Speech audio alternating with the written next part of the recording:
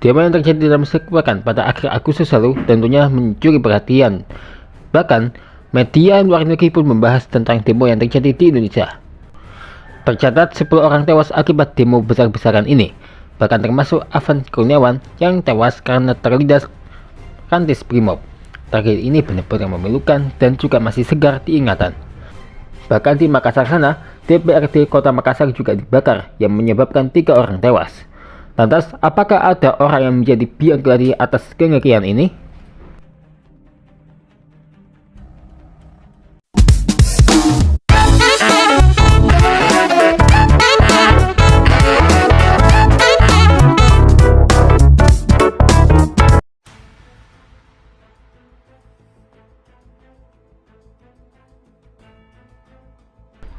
Dilansir dari tribunvideo.com, ex-gubernur DKI Jakarta Basuki Cahayapurnama alias Ahok menuding DPR RI sebagai biang keladi tewasnya ojek online Afan Kurniawan.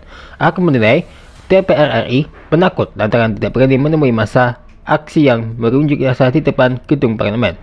Pernyataan itu disampaikan Ahok melalui unggahan Instagramnya pribadinya pada Jumat 29 Agustus. Selain itu, Ahok juga menyampaikan belasungkawa mendalam kepada keluarga Afan atas tragedi berdarah ini. Ia menyayangkan sikap DPR RI yang justru memilih bersembunyi sehingga memicu kemarahan dan aksi anarkis.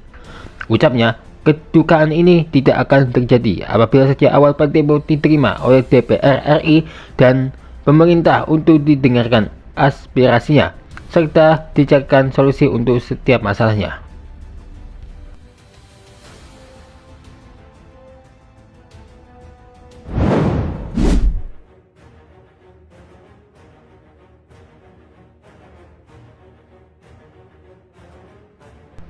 Dilansir dari kompas.com, Komandan Batalion atau Danyon Resimen 4 Korps Brimob atau Kor Brimob Polri Kompol Kosmas Kaju Gae resmi dijatuhi hukuman pemberhentian dengan tidak hormat atau PTDH.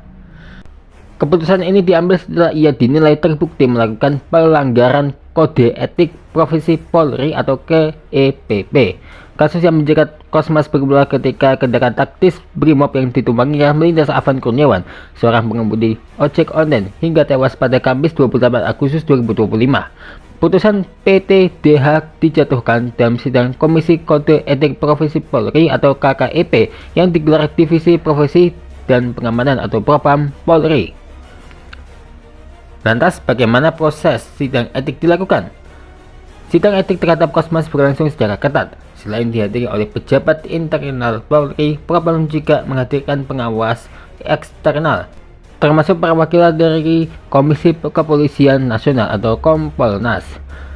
Kehadiran pihak luar ini dimaksudkan untuk memastikan transparansi serta akuntabilitas dalam proses persidangan.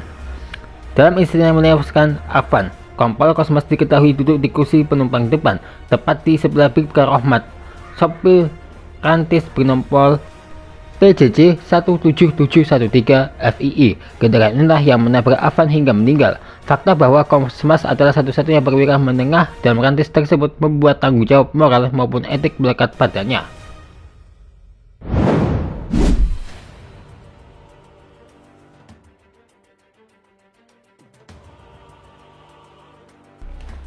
Di bawah kendali pimpinan Bribka Rohmat, sopir rantis Brimob yang melindas Afan Kurniawan divonis demosi 7 tahun.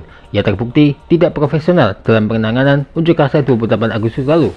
Dengar suara bergetar, Bribka Rohmat menegaskan dirinya tidak pernah berniat mencelakai orang lain saat bertugas. Kata Bribka Rohmat di ruang sidang, "Tidak ada niat sedikit pun kami yang mulia untuk mencederai, apalagi sampai menghilangkan nyawa. Jiwa kami terberata untuk melindungi, melayani masyarakat yang mulia. Tidak ada niat sedikit pun kami yang mulia untuk mencederai, apalagi sampai menghilangkan nyawa." Bribka Rohmat yang sudah 28 tahun mengabdi sebagai polisi mengaku tidak pernah melanggar kode etik kepolisian. Saat kejadian ia mengaku hanya menjalankan perintah pimpinannya. Atas perbuatannya, Fikri Rohmat dijatuhi sanksi demosi selama 7 tahun. Rohmat dinilai terbukti melanggar etika dan profesi dengan bertindak tidak profesional ketika menjalani unjuk rasa.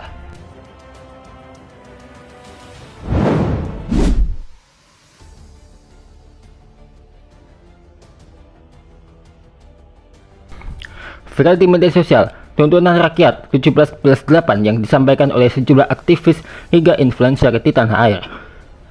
Dirangkum dari detik.com, tuntutan rakyat 17+8 ini diunggah oleh influencer Jerome Pauline hingga Salsa Erwina Huta Galung. Unggahan ini ramai-ramai di-repost oleh warganet. Tuntutan ini bertuliskan 17+8, tuntunan rakyat, transparansi, reformasi, empati. Tulisan dalam tuntutan itu berwarna pink, dan hijau dengan latar hitam.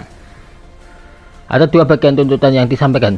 Yang pertama adalah 17+8 tuntutan rakyat dan 17 tuntutan rakyat dalam seminggu, dan 8 tuntutan rakyat berisi 1 tahun. Mau tahu isinya bagaimana? Dan berikut isi lengkapnya.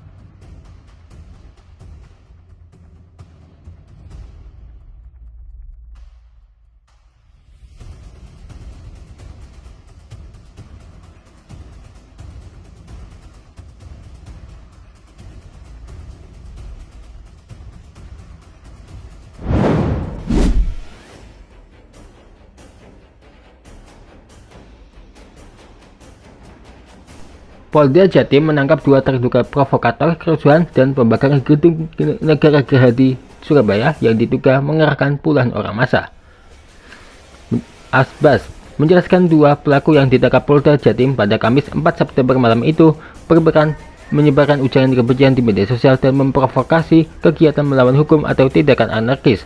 Perwira dengan 3 melatih di pundak ini menambahkan, menurut pengakuan sementara 2 orang yang diamankan adalah yang menyampaikan terkait kegiatan itu.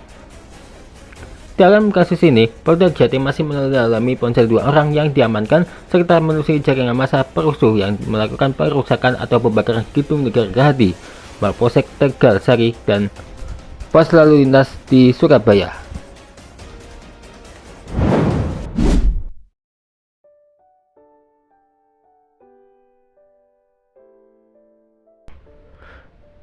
Warga Malaysia menunjukkan kepeduliannya dengan aksi demo di Indonesia dengan memesan makanan melalui aplikasi ojek online atau ojol kepada warga Indonesia, menuai apresiasi luas dari netizen. Dilansir dari Malay Mail, Senin 1 September 2025, aksi itu dilakukan warga Malaysia dengan mengubah pengaturan lokasi di aplikasi ojol. Lokasinya diatur di sejumlah kota besar di Indonesia. Setelah itu, mereka memesan makanan dan ditujukan kepada warga Indonesia yang membutuhkan. Untuk pengantaran ada berbagai variasi oleh warga Malaysia. Ada yang mau disalurkan ke pihak lain, dibagikan secara langsung oleh pengemudi ojol, atau untuk pengemudinya sendiri.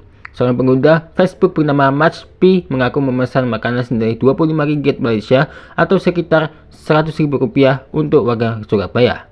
Salah satu pengguna media sosial X dengan nama akun @Dwi507 mengaku terharu dengan kebaikan warga Malaysia. Wah, semoga jadi inspirasi ya.